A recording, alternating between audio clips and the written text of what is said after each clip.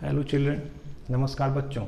आज हम लोग पढ़ते हैं स्टेट बैंक ऑफ इंडिया के विषय में कि भारत में स्टेट बैंक ऑफ इंडिया की स्थापना कैसे हुई। देखिए, फर्स्ट सबसे पहले तो जब हम लोग के यहाँ अंग्रेज आए तो अंग्रेज के आने पर ही एक आधुनिक बैंकिंग परंपरा का प्रारंभ हुआ। सबसे पहले भारत में हम ये कहें भारत में तीन निजी अंशधारियों के सहयोग से प्रेसिडेंसी बैंक बनाए गए। भारत में 3 प्रेसिडेंसी बैंक बनाए गए थे और वो भी निजी अंशधारियों के सहयोग से। अब कहते हैं इस पहले 2 जून 1806 को बैंक ऑफ कलकत्ता की स्थापना की गई, जिसका नाम 1809 में चेंज करके बैंक ऑफ बंगाल कर दिया गया, बैंक ऑफ बंगाल। फिर 15 अप्रैल 1840 को बैंक ऑफ बॉम्बे, 1 जुलाई 1843 को बैंक ऑफ मद्रास। ये 3 प्रेसिडेंसी बैंक बनाए गए। ये 3 प्रेसिडेंसी बैंक जिसमें निजी अंशधारियों का पैसा लगा था। हाँ, कुछ पूंजी इसमें हमारे देश की सरकार, अंग्रेजी सरकार, अंग्रेजी हुकूमत की भी थी, जिस कारण से ये सरकारी कार्यों को भी किया करता था। यहाँ तक कि 1862 और 63 के करीब ये बैंक नोट के निर्गमन का भी काम करते थे। लेकिन अब सहयोग आवश्यकता थी तीनों बैंकों को एक करने की, क्योंकि कार्यक्षेत्र बढ़ चुका था। इसलिए इन तीनों बैंकों को मिलाकर 27 जनवरी 1921 27 जनवरी 1921 को इंपीरियल बैंक ऑफ इंडिया की स्थापना की गई। इंपीरियल बैंक ऑफ इंडिया के फाउंडर जेएम किन्स थे और इस इंपीरियल बैंक ऑफ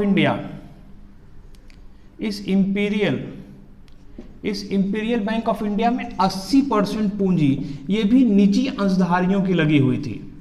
80% जो पूंजी थी वो भी प्राइवेट शेयर होल्डर्स की लगी थी। लेकिन फिर भी इंपीरियल बैंक ऑफ इंडिया देश के प्रधान बैंक, सेंट्रल बैंक के रूप में कार्य कर रहा था।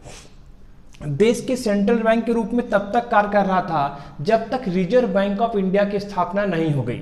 देखिए, अब 1 अप्रैल 1935, 1 अप्रैल 1935 को हम लोग के देश में रिजर्व बैंक ऑफ इंडिया यानी आरबीआई की स्थापना हो चुकी थी। 1 अप्रैल 1935 को जब हमारे देश में रिजर्व बैंक ऑफ इंडिया की स्थापना हो गई तो नोट निर्गमन जैसे कुछ केंद्रीय कार्य, नोट निर्गमन जैसे केंद्रीय या विशेष काम जो थे, जो केंद्रीय बैंक, सेंट्रल बैंक करती थी, वो इंपीरियल बैंक ऑफ इंडिया से लिए गए और लेकर के रिजर्व बैंक ऑफ इंडिया को दे दिए गए। अब जब नोट निर्गमन संबंधी काम इंपीरियल बैंक ऑफ इंडिया से लेकर रिजर्व बैंक ऑफ इंडिया को दे दिए गए, तो अब तो ये केवल सामान्य बैंक या व्यापारिक बैंक ही रह गया था इंपीरियल बैंक ऑफ इंडिया। देश आज़ाद हो चुका था। अब इसमें प्राइवेट शेयर होल्डर का पैसा लगा होने के कारण अब आवश्यकता महसूस हो रही थी क्यों ना इसका राष्ट्रीयकरण कर दिया जाए, यानी ये बैंक भी राष्ट्र को समर्पित हो जाए। अब इंपीरियल बैंक ऑफ इंडिया का राष्ट्रीयकरण 1 जुलाई 1955 को, इंपीरियल बैंक ऑफ इंडिया का राष्ट्रीयकरण 1 जुलाई 1955, 1 जुलाई 1955 को इंपीरियल बैंक ऑफ इंडिया का राष्ट्रीयकरण कर दिया गया, इसको नेशनलाइज कर दिया गया और नेशनलाइज करने के बाद इसका नाम परिवर्तित करके स्टेट बैंक ऑफ इंडिया रख दिया गया। और इस तरह से हमारे देश में स्टेट बैंक ऑफ इंडिया की स्थापना हुई। स्टेट बैंक ऑफ इंडिया की जिस समय स्थापना हुई थी उस समय हम लोग के देश में 10 देशी रियासतों के बैंक भी कार्य कर रहे थे। उन 10 देशी रियासतों के बैंक को स्टेट बैंक ऑफ इंडिया के सहायक बैंक, उन 10 देशी रियासतों के बैंकों को स्टेट बैंक ऑफ इंडिया के सहायक बैंकों के रूप में स्थापित किया गया। लेकिन 2008,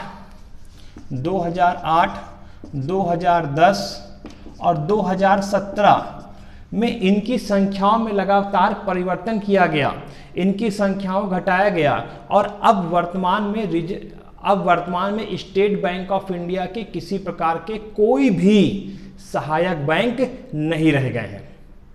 इस समय स्टेट बैंक ऑफ इंडिया की कोई भी सहायक बैंक नहीं है। यहाँ तक कि हमारे देश में भारतीय महिला बैंक की भी स्थापना की गई थी। भारतीय महिला बैंक की स्थापना श्रीमती इंदिरा गांधी के 96 बर्थ डेट पर, यानी उनकी जो 96 बर्थ डेट था उस पर जो है महिला बैंक, भारतीय महिला बैंक की स्थापना की गई। लेकिन भारतीय महिला बैंक बहुत लंबे समय तक नहीं चल पाया और 2017 में इसका विलय भी स्टेट बैंक ऑफ इंडिया के साथ कर दिया गया। यानी 19 नवंबर 2013 को शुरू हुआ था और 1 अप्रैल 2017 में इसका विलय भी स्टेट बैंक ऑफ इंडिया के साथ कर दिया गया। इस तरह से स्टेट बैंक ऑफ इंडिया वर्तमान में पब्लिक सेक्टर का सबसे बड़ा बैंक भारत में है। यह रिजर्व बैंक, केंद्रीय बैंक के सहायक बैंकों के रूप में भी काम करता है। यानी जहां पर रिजर्व बैंक ऑफ इंडिया की प्रधान शाखा नहीं रह गई, वहां पर यही जो है उसके प्रधान के रूप में कार्य किया करता है। तो इस तरह से हम लोग के देश में स्टेट बैंक ऑफ इंडिया आया, जो पब्लिक सेक्टर का सबसे बड़ा बैंक है। ये वीडियो आपको अच्छा लगा होगा। थैंक यू, धन्यवाद।